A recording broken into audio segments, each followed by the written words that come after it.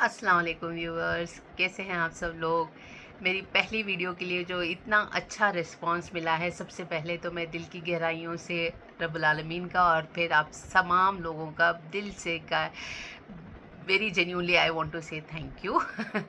मुझे नहीं पता था कि इतना रीच होगा, but thank you so so so so much for the support, for the love.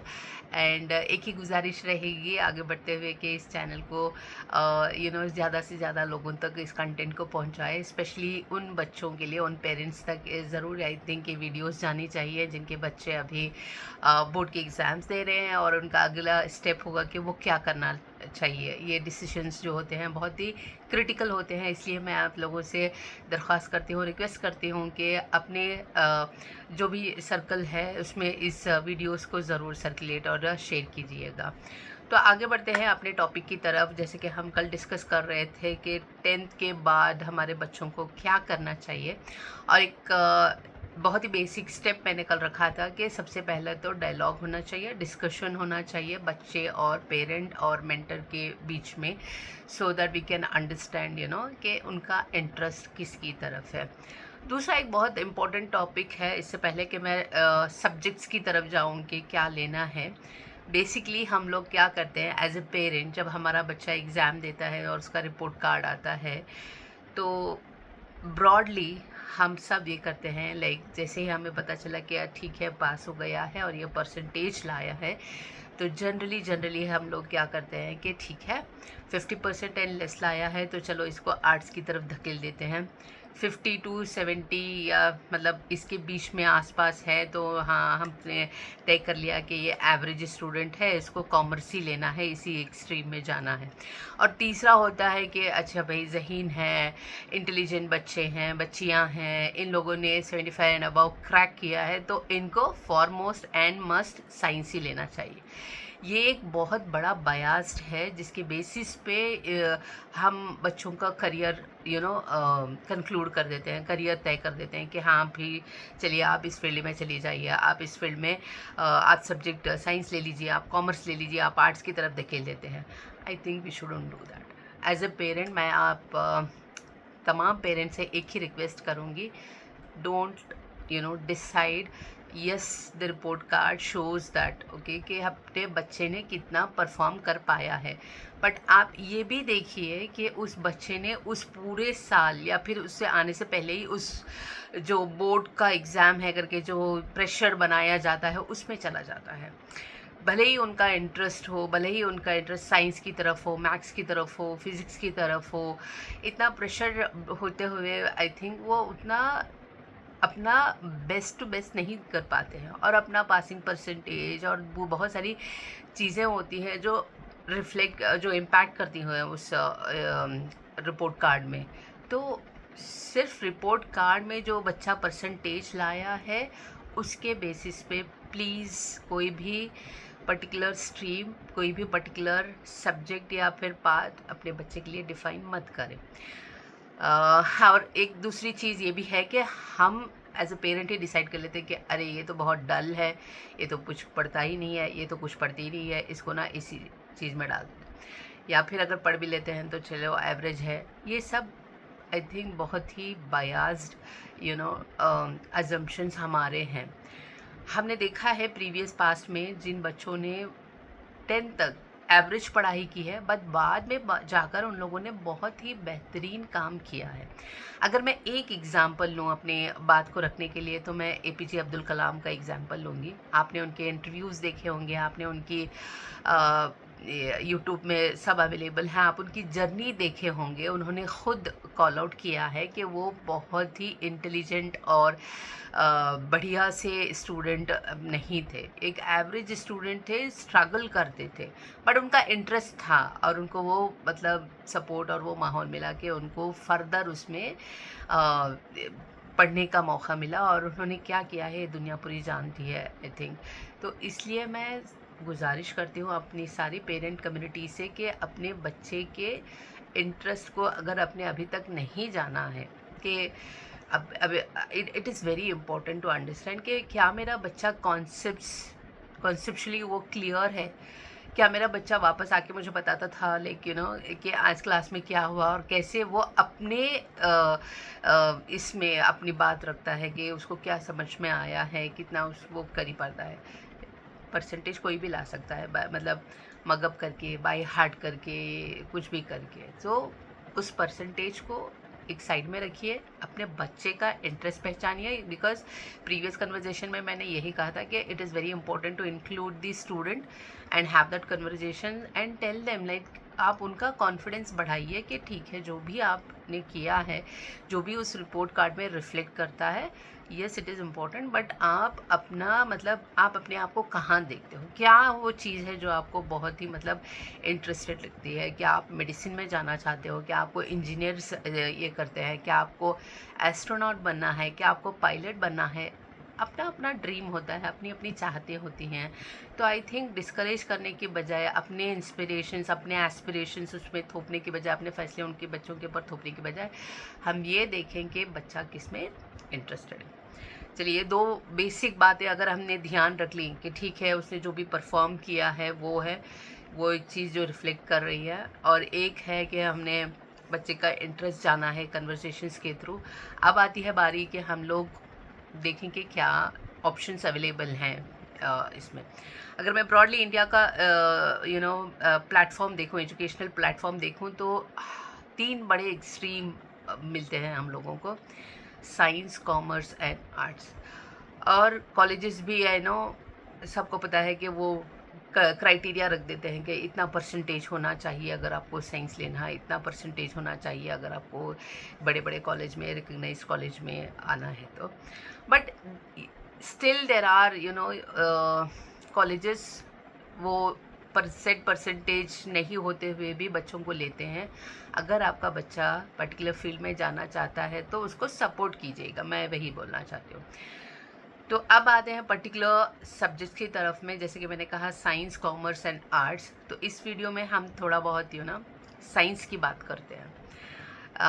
मैं ख़ुद फाइनेंस बैकग्राउंड से हूँ, मैं चार्टर्ड अकाउंटेंट हूँ।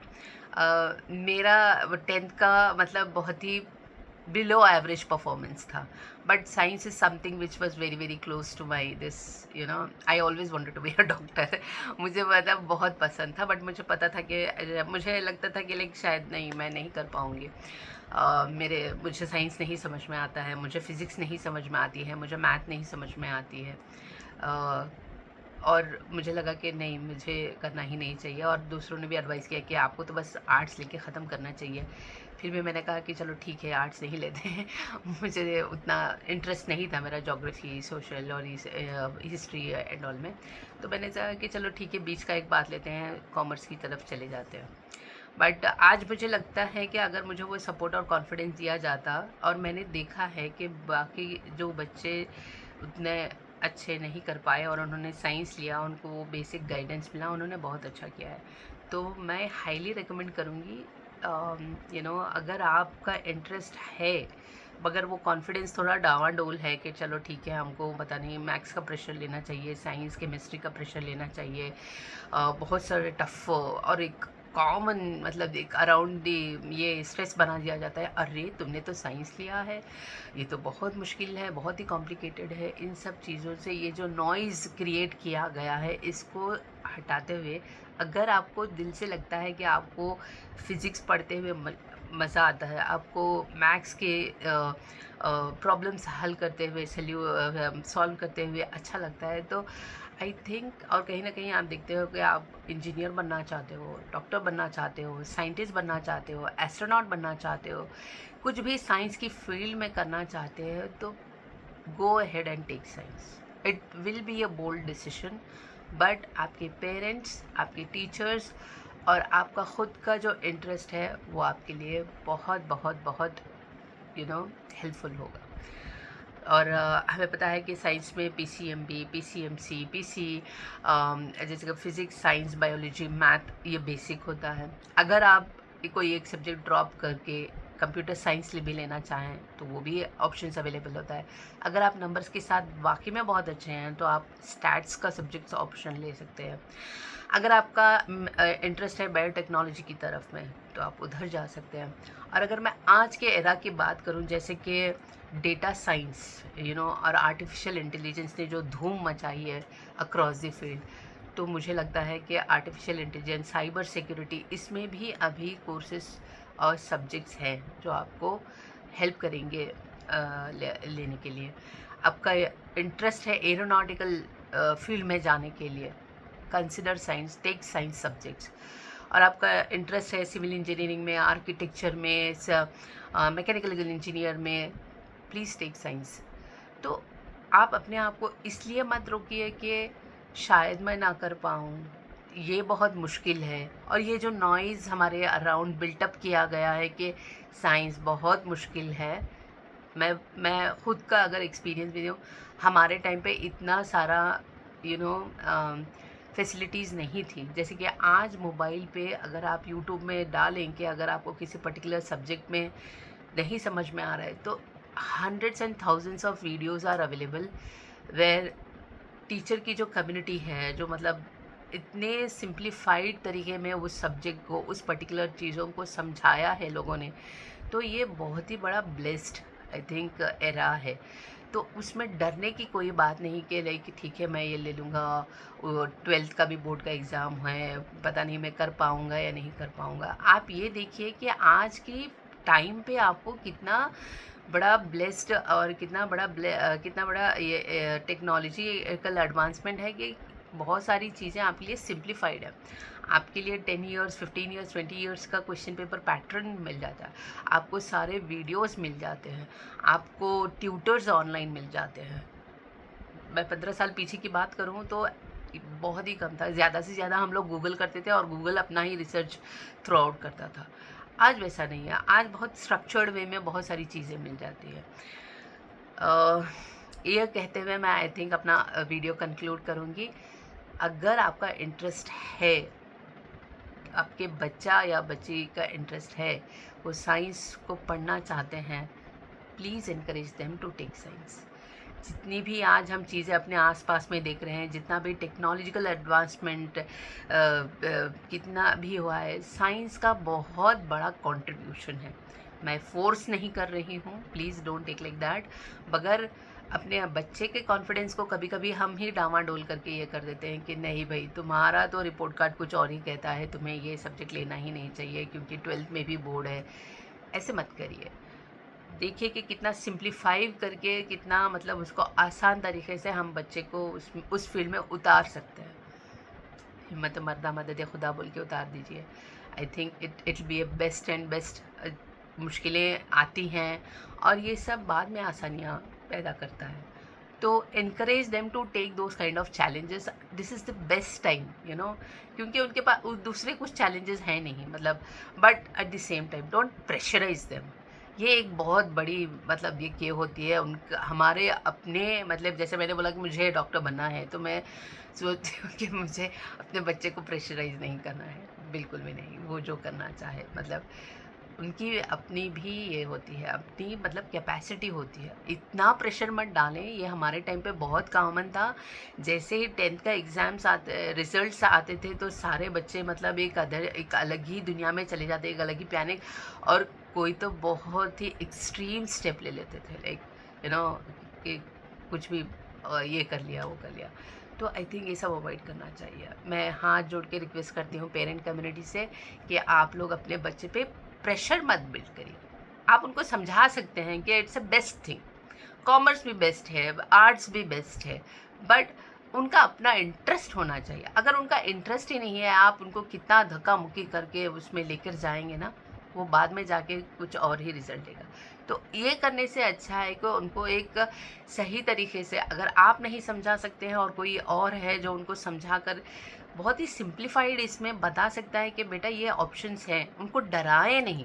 ये बच्चे अभी अभी मतलब 10th के बोर्ड की बात, सब बस जस्ट सोचिए कि 16-17 साल की इनकी उम्र है, क्या लाइफ इन्होंने देखी है, क्या चैलेंजेस इन्होंने देखे हैं।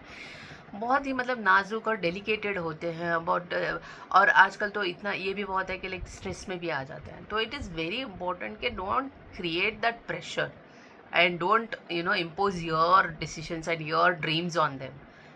Tell them like okay, what is best, what are the best options available. दुनिया कितनी तरक्की कर रही है और इस पर्टिकुलर फील्ड का कितना बड़ा कंट्रीब्यूशन है। Are they interested? If they are interested but they are holding back themselves कि मुझे पता नहीं मैं कर पाऊंगा या नहीं, that is the time as a parent you should support them, like take that challenge, we are there to back you, we are there to support you.